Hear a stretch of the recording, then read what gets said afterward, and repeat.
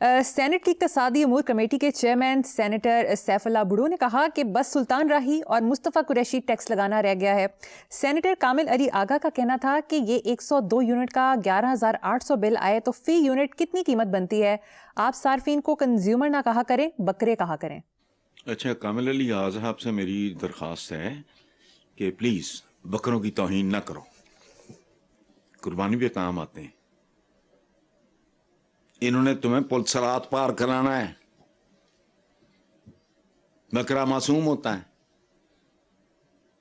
بکری دودھ دیتی ہے، یا خدا کا خوف کرو۔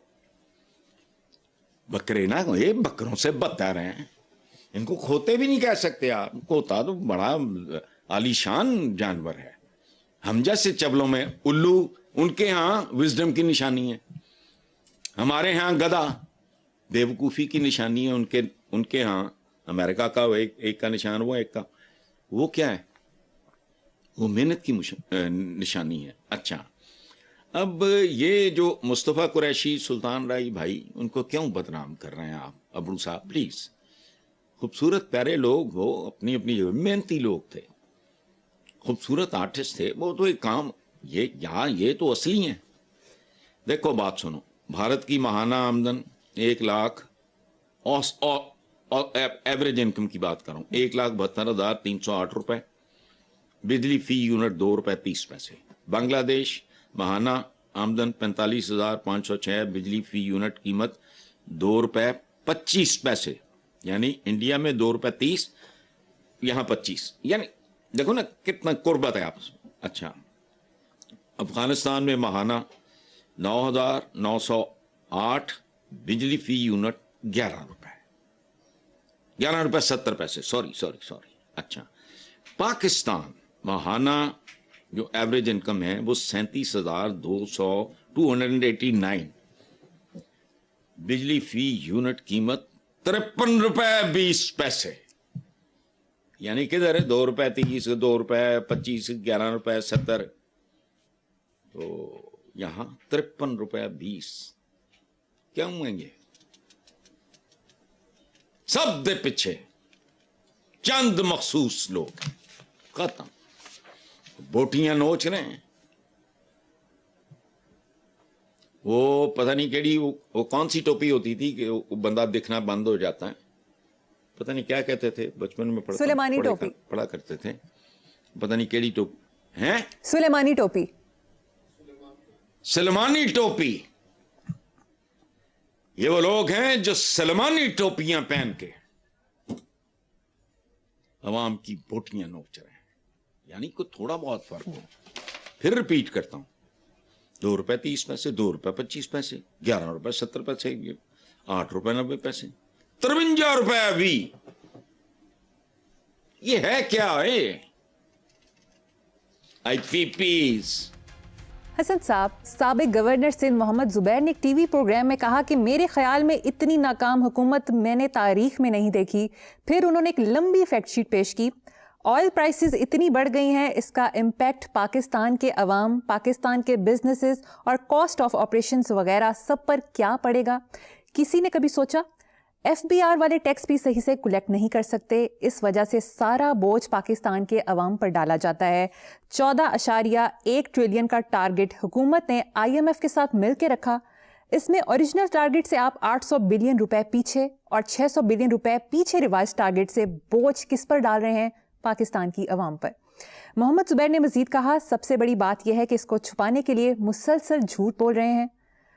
آپ نے 36.5 ٹریلین روپیز کا قرضوں میں اضافہ کر دیا ہے پچھلے 4 سال میں، 43 ٹریلین سے 80.5 ٹریلین پر لے گئے۔ FBR کو ٹھیک کرنے کے لیے $500 ملین کا ایشین ڈیولپمنٹ بینک سے قرضہ لے رہے ہیں، پھر مبارکباد بھی دیتے ہیں، جشن مناتے ہیں۔ حسن صاحب، کیا تبصرہ کریں گے؟ میں کوئی تبصرہ نہیں کروں گا، میرے سے زیادہ آپ اس سے زیادہ کیا توقع رکھتی ہیں کہ میں آپ ہی کے پروگرام میں حضور ایک سے زیادہ بار کہہ چکا ہوں کہ 2 مثالیں میں نے دی تھیں، پھر عرض کر رہا ہوں، کیا کہنا میں نے؟ پاکستان کی اکانومی उस गाड़ी की तरह है, कहा था या नहीं, जो ढलान पे है जी। और उसकी हैंड ब्रेक भी काम नहीं कर रही और दूसरी भी नहीं, खत्म, कहा था या नहीं। पंडित तुड़ी दी बहुत कहा बड़ी, था हसन साहब। वो खुल गई है, अब इंतहाई खौफनाक आंधी आ गई। मुझे समेट के दिखाओ। मैंने यहां तक कहा है कि ये अब रिवर्स नहीं होना। जो सिचुएशन है ये स्नो बॉलिंग करेगी। ये सारा कुछ मैं पहली बार नहीं कह रहा। तो ये जो कुछ उन्होंने कहा है वो इंतहाई पढ़े लिखे लोग हैं, cold blooded technicians, economist, solid बात करते हैं, समझते हैं। उन्होंने उसको हिंसों की शक्ल में, मैं I am a very humble student of economics, मेरी ख्वाहिश के खिलाफ मुझे पढ़ाई गई, लेकिन एक बेसिक सेंस डेवलप हो जाती है। मैं तो I am not an economist, मैंने तो कभी प्रैक्टिस नहीं किया। साथ में एक बात और हमेशा करता हूं, उफ़की अमूदी और बुनियादी तब्दीलियां आई तो फिर शायद सूरत हाल, और अगर मुस्तकबिल इंतहाई करीब, करीब नहीं इंतहाई करीब में ये नहीं आती तो फिर वो भी करके देख लेना। ये रिवर्स हो ही नहीं सकता। बेसिकली देखें, ये जो बात साबिक गवर्नर जो हैं मोहम्मद जुबैर, मैं इनके भाई से तो मिला हूं, मेरे पास तशरीफ भी लाए हुए हैं वो, मोहम्मद जुबैर और दूसरा मिफ्ता इस्माइल, दोनों कमाल के बंदे हैं, पढ़े लिखे हैं, एक खच्चा नहीं है अभी, मिडिल पास डायरेक्ट हवालदार थे, डायरेक्ट नुमाइंदे थे, फलाना टमकाना, ऐसा नहीं है। उन्होंने फिगर्स के साथ कह दिया। मैं फिगर्स वगैरह पे काम नहीं करता, क्योंकि मुझे इससे फिगर्स वगैरह से मुझे वैसे दिलचस्पी नहीं। मैंने आपको एक मोटी बात वैसे सादा अल्फाज में एक से बल्कि दो से ज्यादा बार आपके प्रोग्राम में किया, आप मुझे ये सुना रहे हैं। आगे चलो। ठीक है, नेक्स्ट हसन साहब।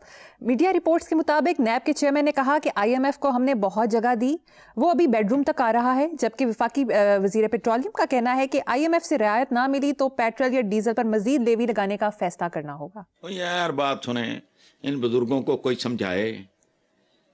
वो बेडरूम नहीं, वो बाथरूम तक आ गया है हुजूर, और लाने वाले आप हैं। वो गन पॉइंट पे नहीं आए, वो टैंकों पे नहीं बैठ के आए, वो एटम बम पे बैठ के नहीं आए, आप गए। आपके हुक्मरान कहते हैं नाक से लकीरें निकलवाते हैं और निकालनी हैं, और शर्मिंदा में आप आ गए, मैं भीख मांगने आया हूं, मैं ये डायलॉग मेरे, वो नहीं आ गए। आप उनको मिन्नत तरले करके,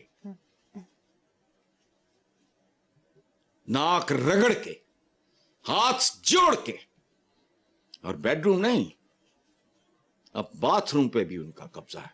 देखते जाना। ये सीधा साधा जगह टैक्स होता है, क्योंकि इस टैक्स का पेट्रोल पे उठने वाले खर्चात के साथ कोई लेना देना है ही नहीं। लेकिन अब वो उनकी मर्जी है। ये वाला हाथ और ये वाले हाथ में कोई फर्क होता है। अरबी का एक मुहावरा है, मकरूज ज़िबा किए हुए जानवर की मानंद होता है, या परिंदे की मानंद। ये आम आदमी को खुंडे तरीन छुरे से ज़िबा कर रहे हैं। तो आईएमएफ का तो कोई कसूर नहीं, तो उनका धंधा है, उनका कारोबार है भाई। Why blame them? असल विलेंस की तरफ आओ, जो बतदरीज लेके आए। और जाओ तारीख उठा के पढ़ो, पहला कर्ज किसने मांगा था। ठीक है सर, कोई कुछ और बात ना डाल देना, मेरे मुंह से सच निकल जाएगा। चलो।